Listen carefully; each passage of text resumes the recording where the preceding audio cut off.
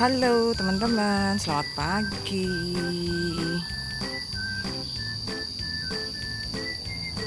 Udah lama aku nggak ngevlog ya. Ini sekarang aku mau beli sayur dulu.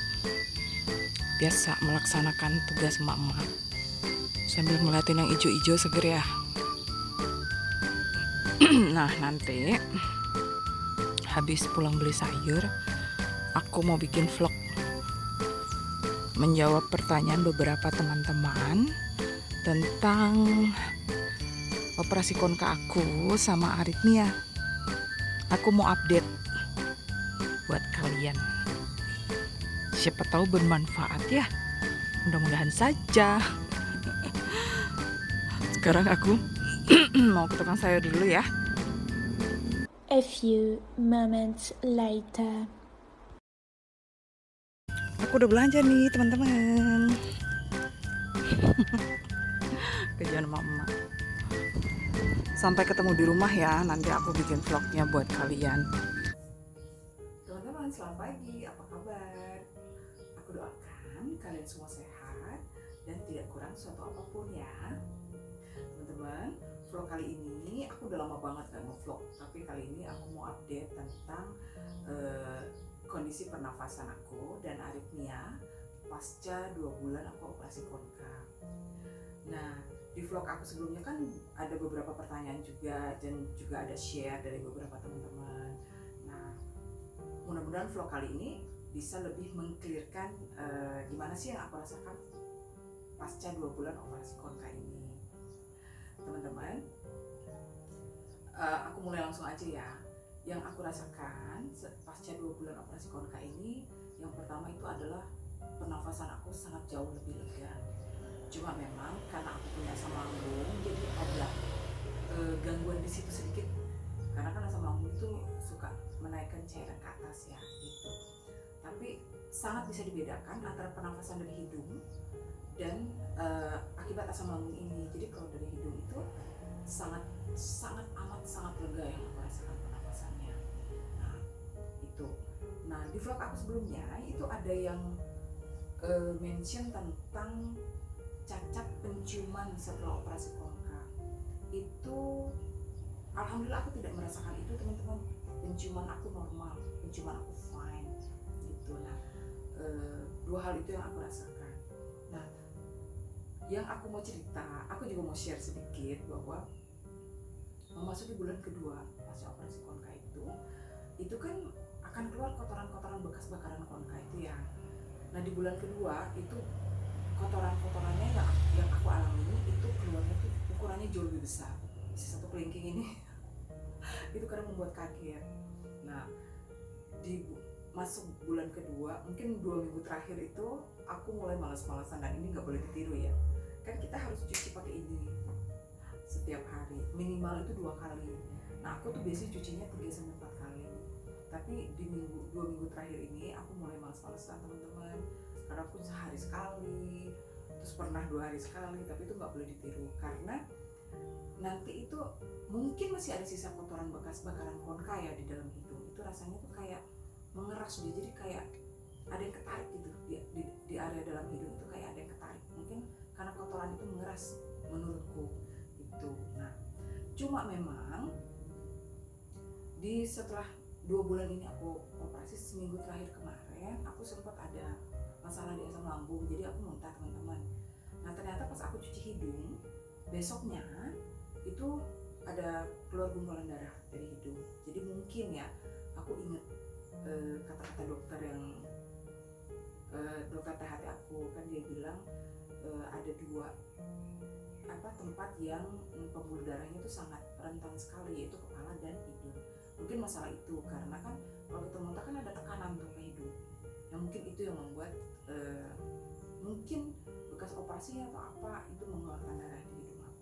Tapi itu cuma 1 kali karena memang aku muntah cuma 1 kali. Itu yang aku rasakan kejadian setelah pasca operasi konka ini. Nah untuk aku kan ada mention tentang aritmia aku di vlog aku sebelumnya. Nah terus terang saja dalam 2 bulan pasca operasi konka itu aku ada kumat mungkin sekitar 4 kali.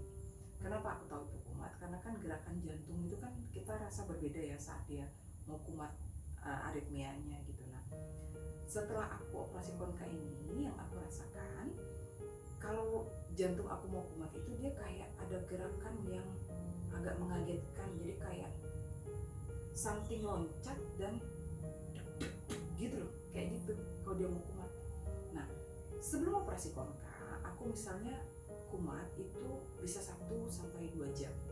Debarannya itu sangat kencang dengan nafas aku yang sesak, susah. Biasanya aku membutuhkan waktu sampai 2 jam untuk diem aja. Kadang aku meditasi, ngatur pernafasan supaya jantung aku kembali normal. Nah, pasca 2 bulan aku operasi konka ini, dan di bulan kedua itu aku ada kumat mungkin sekitar 4 kali. Jantung aku tuh gerakannya memang agak aneh, jadi kayak ada something yang loncat kayak dek dek gitu, terus dia cepet tek tek tek, tapi hanya mungkin 1 sampai 2 menit teman-teman. Karena aku langsung ambil posisi ngatur nafas, aku fokus ke nafas. Kalau setiap jantung kumat aku fokus ke nafas, aku atur nafas. Mungkin logika aku orang awam, mungkin karena pernafasan di hidung aku udah fine, nggak ada konka, jadi itu sangat membantu mengatasi aritmia aku supaya nggak kumat lama. Logika aku sebagai orang awam seperti itu, yang berdasarkan apa yang aku rasakan. Karena setiap kumat itu memang ada gerakan baru kayak itu baru. Sebelum operasi konka nggak ada gerakan itu, tiba-tiba dia langsung aja kumat gitu 1 sampai 2 jam, debarannya cepat.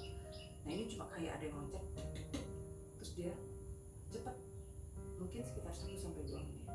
Setelah aku atur nafas, karena nafas lebih gampang karena nggak ada konka, maksudnya karena konkanya nggak bengkak, jadi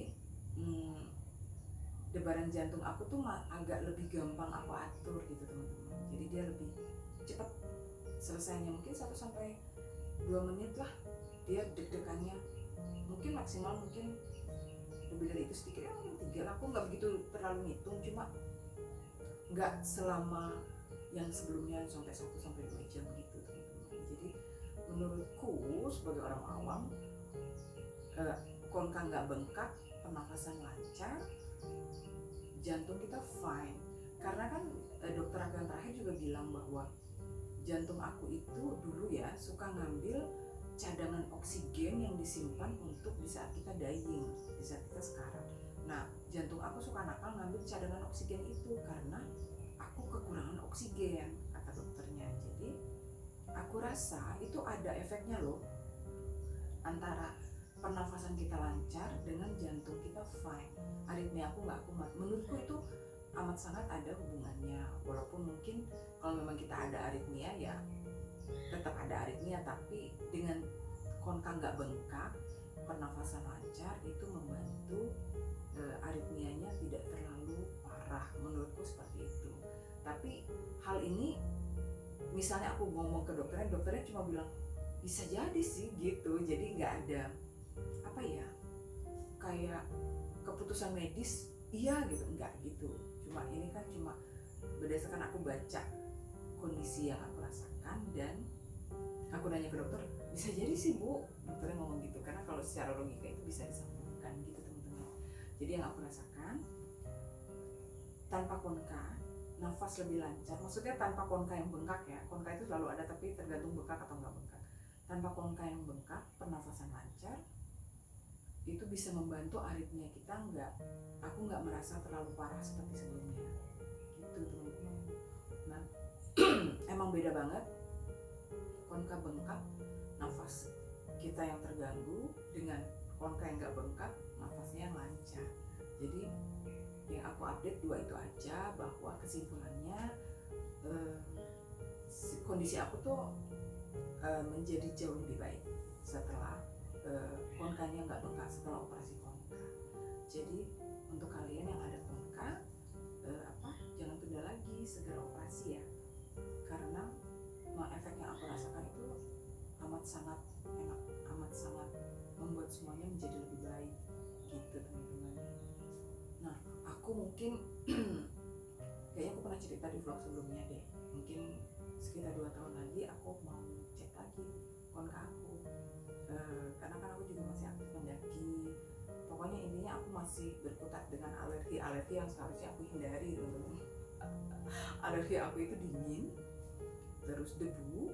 Nah yang ketiga tuh aku baru ingat bahwa aku tuh alergi bau-bau yang menyengat. Jadi kalau misalnya masak kan kita tumis cabai, misalnya ibu-ibu kan suka bersin-bersin, nah kayak gitu. Nah aku juga pokoknya bau menyengat kayak apa ya, cuka-cuka gitu, itu juga kadang memberi reaksi gitu loh ke konkanya. Mungkin cuma kalau untuk gunung aku masih belum bisa. Nah kalian jangan kayak aku ya, kalian harus rajin cuci hidung pakai ini nih. Aku banyak banget dikasih stok sama dokter, ini masih ada 3 stoknya. Sekarang aku mulai cuci lagi, walaupun sudah 2 bulan aku operasi konka, tapi aku masih cuci hidung teman-teman.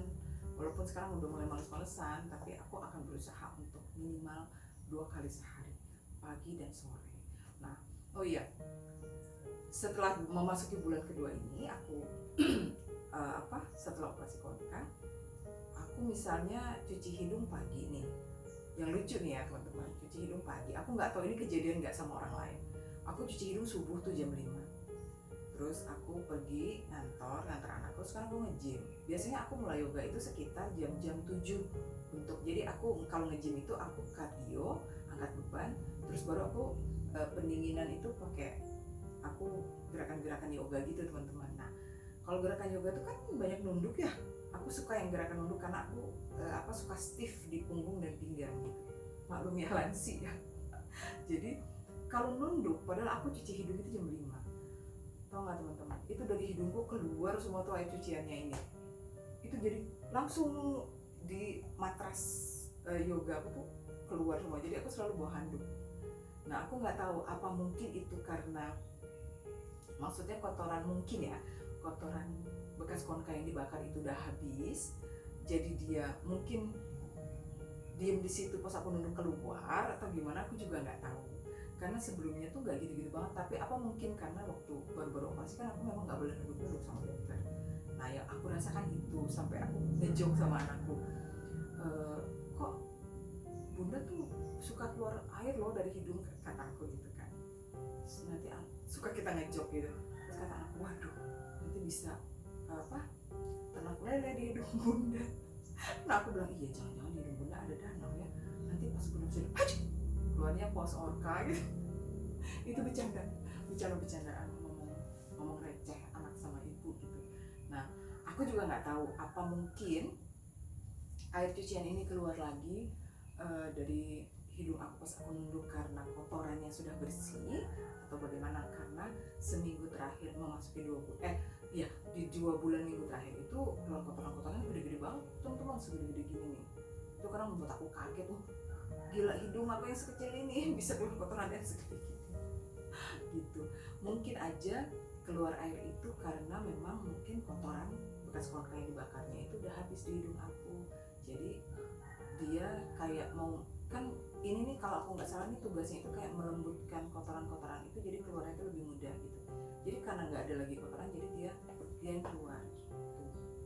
Itu sih yang aku rasakan. Jadi makanya kemarin aku sempat kayaknya udah habis nih, aku mulai males-malesan cuci hidungnya gitu.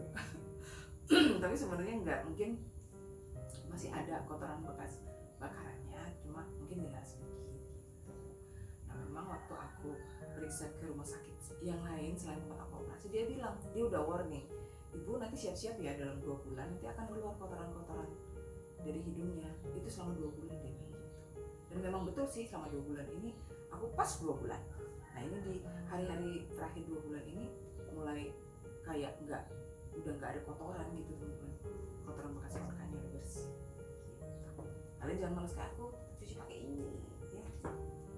Ya udah teman-teman, aku mau ada vlog lagi nanti cerita lain, tapi nanti deh karena aku lagi mengumpulkan datanya biar lengkap, jadi aku yang menyampaikan ke kalian itu sekalian yang jelas ini tentang kesehatan juga.